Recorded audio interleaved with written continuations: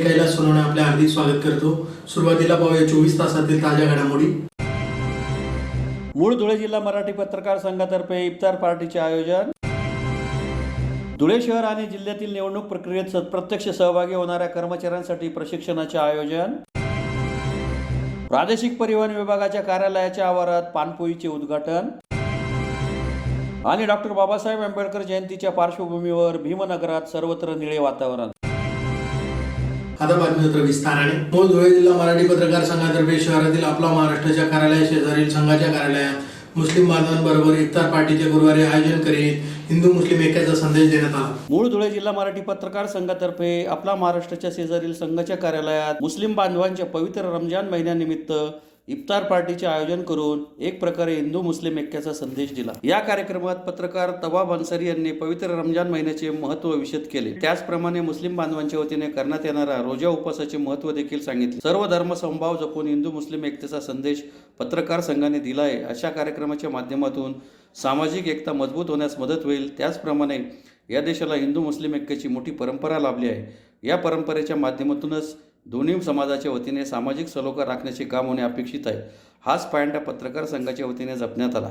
ही बाब कौतुकास्पद असल्याची प्रतिक्रिया यावेळी उर्दू दैनिकाच्या पत्रकारांनी व्यक्त केली आहे। यावेळी पत्रकार संघाच्या वतीने प्रांतिक प्रतिनिधी जयपाल सिंग सिसोदिया यांनी देखील मार्गदर्शन केले। पत्रकार संघाचे माजी अध्यक्ष हेमंत मदाने यांनीही उपस्थितांना मार्गदर्शन केले। या प्रसंगी पत्रकार संघाचे अध्यक्ष यशवंत अरणे, सचिव DB पाटील, खजिनदार सुवर्णा टेंबेकर, रियान शेख, तवाब अन्सारी, सलीम अन्सारी, पप्पू सोनी, रहमान मलिक, रियाज अहमद, सैकुर रहमान, अब्दुल हक काजी, अब्दुल रशीद, तालुका संघाचे अध्यक्ष रोहिदास आके, मनोज बैसाने, शोभा आखाडे, सुनील निकम, पवन मराठे, जॉनी पवार, सुनील पाटील, मॅन्युअल मकासारे, कैलास गर्दे, सोपान देसले, निलेश परदेशी, दत्ता बागोल, विजय पाठक, दिनेश विभांडिक, गोकुळ देवरे, बापू आयरे, सिद्धार्थ मोरे आदींसह संचालक व पत्रकार बांधव मोठ्या संख्येने उपस्थित होते। ये इसका कंसेप्ट जो रखा वो मनोज पैसा लेने रखा। मुझे बड़ी खुशी हुई कि हिंदू मुस्लिम एकता की जो परंपरा है वो धुलिया जिला मराठी पत्रकार संघ आगे ले जा रहा। मैं ये बताना चाह रहा हूँ आपको कि हिंदुस्तान की आज़ादी में हिंदू और मुस्लिम ये दोनों ने मिलकर बड़ा योगदान दिया है। उत्तर भारत में काकोरी ये एक रेलवे स्टेशन हुआ करता था और वो रेलवे स्टेशन के राम प्रसाद बिस्मिल जो आर्य समाज से संबंध रखते थे और उसी घटना में दूसरे आरोपी हुआ करते थे अशफाक उल्लाह खान। वो केस में 4 लोग फांसी गए और उनमें पहला फांसी को जाने वाला आदमी जो था अशफाक उल्लाह खान थे। जब अशफाक उल्लाह खान साहब को ये पूछा गया कि भाई कल आप फांसी पर जा रहे हो, बोले यार अब ऐसा क्यों बोल रहे हो, कल तो मैं शादी पे जा रहा हूँ। और ऐसा लिखा है, भगत सिंह साहब ने एक जेल डायरी लिखा है और वो जेल डायरी में एक लेटर है जो मेरे पास अवेलेबल है।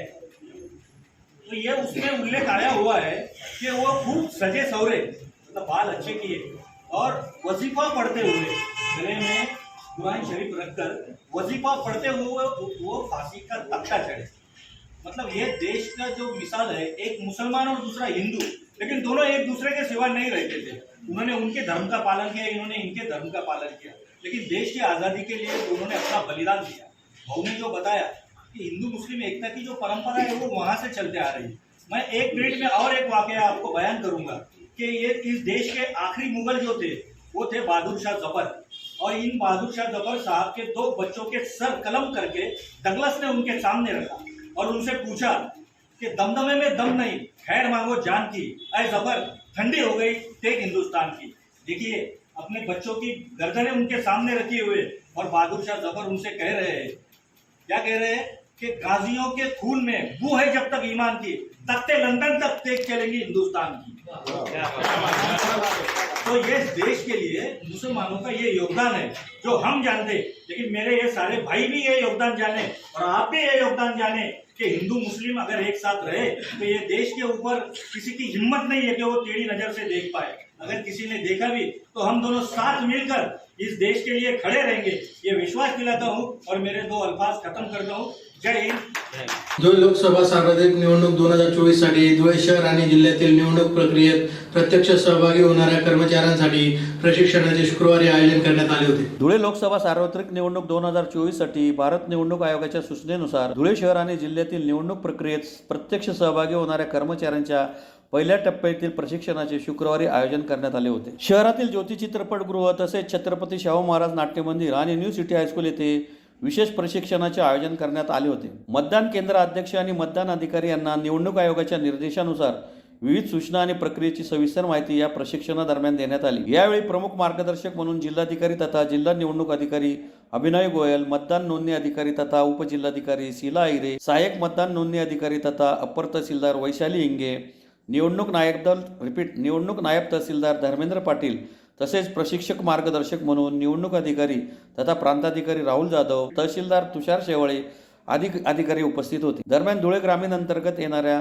451 मतदान केंद्राचे केंद्राध्यक्ष तसेच 2225 कर्मचारी, मतदान अधिकारी 1 यांच्या अंतर्गत 512, मतदान अधिकारी 2 यांच्या अंतर्गत 862 आणि शिपाई 400, इतर कर्मचारी 175 अशा कर्मचारी अधिकाऱ्यांना शुक्रवारी पहिल्या टप्प्यात मतदान यंत्र, व्हीव्हीपॅट यंत्र यांची सविस्तर माहिती आणि प्रशिक्षण देण्यात आले. जिल्हाधिकारी अभिनय गोयल यांनी देखील शाहू महाराज नाट्य मंदिर तसेच ज्योती चित्रपटगृह येथे भेट देऊन प्रशिक्षणासाठी उपस्थित अधिकारी कर्मचाऱ्यांना मार्गदर्शन केले. निवडणूक आयोगाच्या सूचनांचा काटेकोर अभ्यास करून येणारी निवडणूक प्रक्रिया योग्य पद्धतीने पार पाडण्यासाठी हे प्रशिक्षण अतिशय महत्त्वपूर्ण ठरणार असल्याचे जिल्हाधिकाऱ्यांनी सांगितले.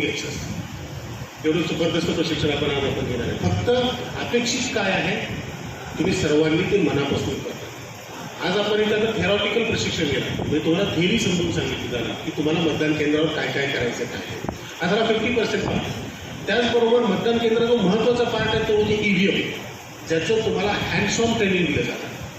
प्रत्येक गोष्ट स्वतः हाताळा. या सगळ्या गोष्टी आम्ही करून आमचा औरंगाबादला 8 दिवस प्रशिक्षण आहे. किती? 8 दिवस सलग. सकाळी 6ला उठायचं, संध्याकाळी साधारण 6, 6:30, 7पर्यंत शंकावाड्यात गेलं तर 8, 8:30पर्यंत प्रशिक्षण करायचं. जेवण खाऊन झाल्याच्या नंतर रात्री 2 वाजेपर्यंत आम्ही अभ्यास करत बसायचो परीक्षेचा, जी आमची शेवटी झाली. पुन्हा सकाळी 4ला 6ला उठायचं आणि आपल्या काय करायचं. तर थोडक्यात काय की 8 दिवस प्रशिक्षण आम्ही घेतले आणि ते मनापासून घेतलं म्हणून हा जो चेहऱ्यावरचा कॉन्फिडन्स आहे की मी एवढं 450-500 लोकांचं ट्रेनिंग घेतो, हा कॉन्फिडन्स काय की ते प्रॉपर प्रशिक्षण मी घेणार आहे. आणि हाच कॉन्फिडन्स तुमचा जर बिल्डअप व्हायचा असेल तर तुमचं पहिली जबाबदारी काय असते तर तुमचं प्रशिक्षण घेणं. सो मतदान प्रक्रिया आहे, ती प्रक्रिया कशी आहे, ती कशी आपण घ्यायची त्याचं डिटेल्स आपण बघतो. नंबर 2, EVM व्हीव्हीपॅट कसं हाताळायचं. त्याच्यामध्ये वेगवेगळ्या प्रकारच्या सिच्युएशन्स येत राहतात. बऱ्याच वेळा EVM बंद पडतो. तुमच्या माहितीसाठी सांगतो, आपल्याला सर्वात मोठा सगळ्या प्रेसिडेंट ऑफिसरला तुम्ही माझ्या मतदारसंघात राहाल की याची गॅरंटी नाही, पण सगळ्यात मोठा धोका ह्यावेळेस आपल्याला असं की आपलं जे इलेक्शन आहे शेवटच्या टप्प्यात आहे 20 मेला, आणि 20 मेला प्रचंड उष्णता असते. आणि याला सगळ्यात डेंजर धोका असतो व्हीव्हीपॅट. ज्यांनी पहिल्यांदा प्रेसिडेंट करत असाल त्यांनी ही गोष्ट नोट करून ठेवा की व्हीव्हीपॅटबाबत आपल्याला अत्यंत काळजी घ्यावी. व्हीव्हीपॅटला लाईट येणार नाही याची आपल्याला सगळ्या माहिती आहे. नंतर आपण डिटेलमध्ये किंवा हँडसॉनमध्ये आपण बघणार आहोत.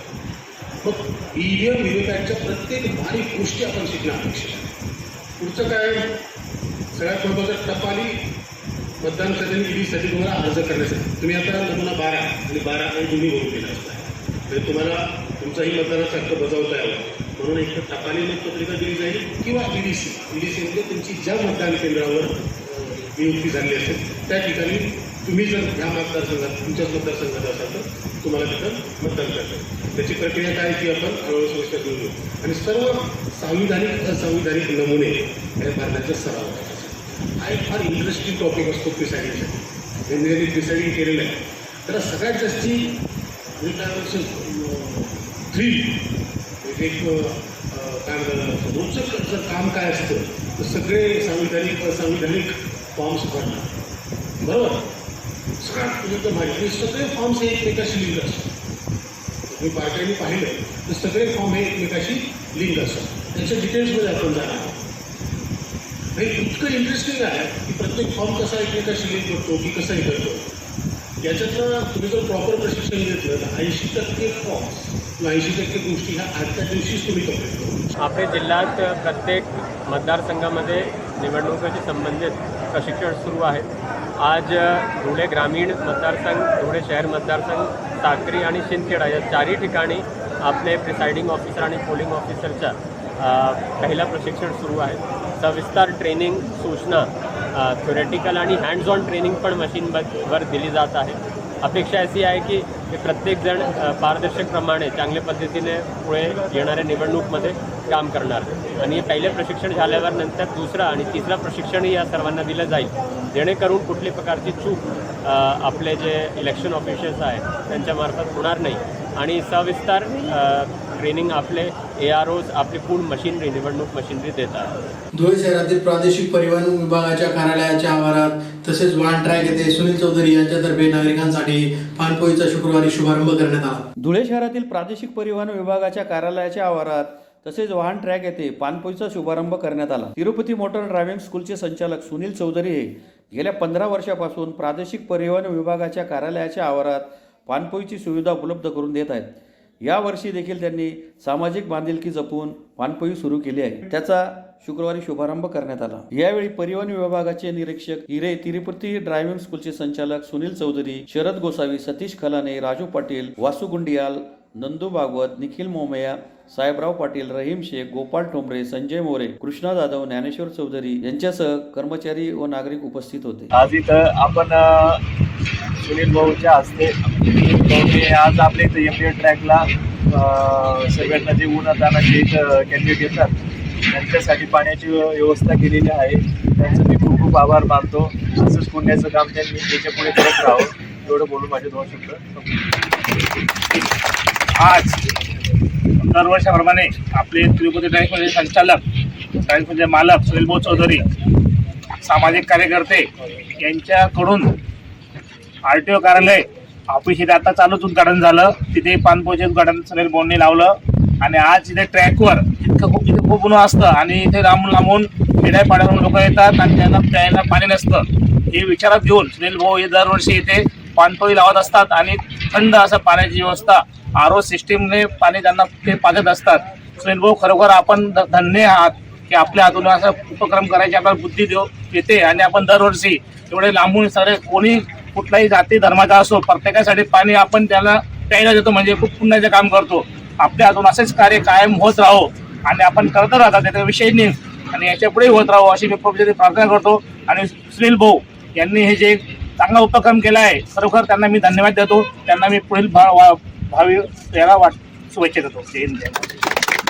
आज गेल्या 4-5 वर्षापासून तिरुपती मोटर ड्रायव्हिंग स्कूल आत्ताच आम्ही RTO ऑफिस या ठिकाणी उद्घाटन करून आलोय. आणि त्या ठिकाणी बी TO वगैरे करायला येतात, पासिंग करायला येतात आणि धुळ्यापासून 4 ते 5 किलोमीटर अंतरावर एक RTO नवीन तयार झालेला आहे. या ठिकाणी ट्रॅक आहे. खेड्यागावातून लोक येतात, माता बहिणी येतात. या ठिकाणी पाण्याची सोय नव्हती. माझ्या मनात कल्पना आली की आपण काहीतरी एक छोटंसं आपण समाजाचं किंवा RTOचं काहीतरी देणं आहोत. कारण RTO मी 35 वर्षापासून या RTO ऑफिसला कामाला आहे. त्यामुळे मला असं वाटलं की आपण RTO ऑफिसचं काहीतरी देणं आहे. प्रत्येक ड्रायव्हिंग स्कूलवाल्याने आपल्या पद्धतीने जर असा कार्यक्रम राबवला तर मला नाही वाटत कोणी पाण्यापासून वंचित राहील. मित्रांनो, पाणी आणि झाड हे जीवनात 2 गोष्टी फार महत्त्वाच्या आहे आपल्या. एक झाड म्हणजे आपण तांब्याचं झाड आपल्याला सावली देते आणि पाणी हे आपल्याला आत्मा थंड करते अशी मला कल्पना आली. तरी मी या ठिकाणी दरवर्षी ट्रॅकवर उद्घाटन करत असतो आणि जेणेकरून मला तो आशीर्वाद पुढे भेटतोय म्हणून मी सर्वांचा आभार मानतो. जय हिंद, जय महाराष्ट्र. 14 एप्रिल रोजी साजऱ्या होणाऱ्या डॉक्टर बाबासाहेब आंबेडकर यांच्या जयंतीच्या पार्श्वभूमीवर शहरातील साखर रोडवरील भीमनगर येथे जयंती उत्सवानिमित्त सर्वत्र निळे वातावरण तयार झाले आहे. भारतरत्न डॉक्टर बाबासाहेब आंबेडकर यांची 14 एप्रिल रोजी जयंती साजरी केली जाणार आहे. त्या पार्श्वभूमीवर शहरातील साक्री रोडवरील भीमनगर येथे जयंती उत्सवाचा प्रचंड उत्साह दिसून येत आहे. सर्वत्र निळे वातावरण तयार झाले आहे. भीमनगर परिसरात एप्रिल महिन्याच्या सुरुवातीपासूनच डॉक्टर बाबासाहेब आंबेडकर यांच्या 133व्या जयंतीचे शुभेच्छा बॅनर्स झळकायला लागले आहेत. आपल्या उद्धारकर्त्या बाबासाहेबांच्या प्रती कृतज्ञता या बॅनर्स मधून व्यक्त होत आहे. साक्री रोडवर दुभाजकांना इलेक्ट्रिक पोलवर निळे कापड आकर्षकरित्या लावण्यात आल्याने सर्व रस्ता निळाईने न्हावून निघाला आहे. भीमनगरच्या भीम जयंतीला दरवर्षी काहीतरी वेगळे आकर्षण असते. यावर्षी भीमनगरच्या प्रवेशद्वारासमोर लावलेले भव्य शुभेच्छा बॅनर येणाऱ्या जाणाऱ्या सर्वांचे लक्ष वेधून घेत आहे. त्याचप्रमाणे डॉक्टर बाबासाहेब आंबेडकर आणि तथागत गौतम बुद्ध यांच्या पुतळ्यांना आकर्षक रोषणाई केल्याने पुतळे उजळून दिसत आहेत. साक्री रोडवर देखील विद्युत रोषणाई केली गेली असून रस्ते लखलखीत झाले आहेत. एकंदरीतच सर्व भीम सैनिकांसह आंबेडकरी जनतेत मोठ्या उत्साहाचे वातावरण निर्माण झाले आहे. या माध्यमातून आदरणीय जिल्हाधिकाऱ्यांचा सत्कार करायला आला. सत्काराचं कारण असं आहे की डॉक्टर बाबासाहेब आंबेडकर हे जागतिक कीर्तीचे महामानव आहेत. जागतिक कीर्तीच्या महामानवाची जी प्रतिष्ठा खेळाची जगात होती आपण ते बॅनर तयार करतो.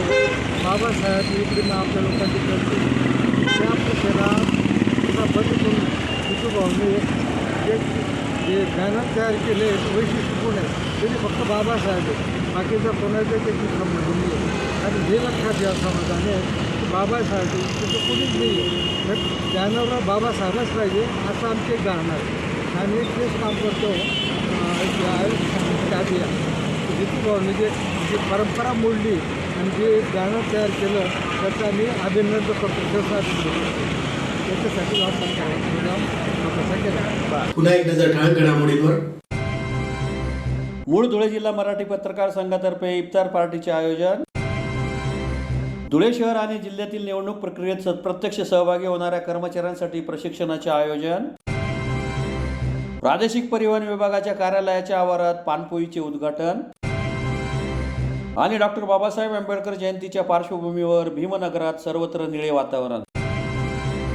याचबरोबर श्रीराम टाइम न्यूजच्या बातमीपत्र संपले. दिवसभरातील ताज्या घडामोडींसाठी पाहत राहा श्रीराम टाइम न्यूज. भेटूया पुढील प्रसारणात. तोपर्यंत नमस्कार.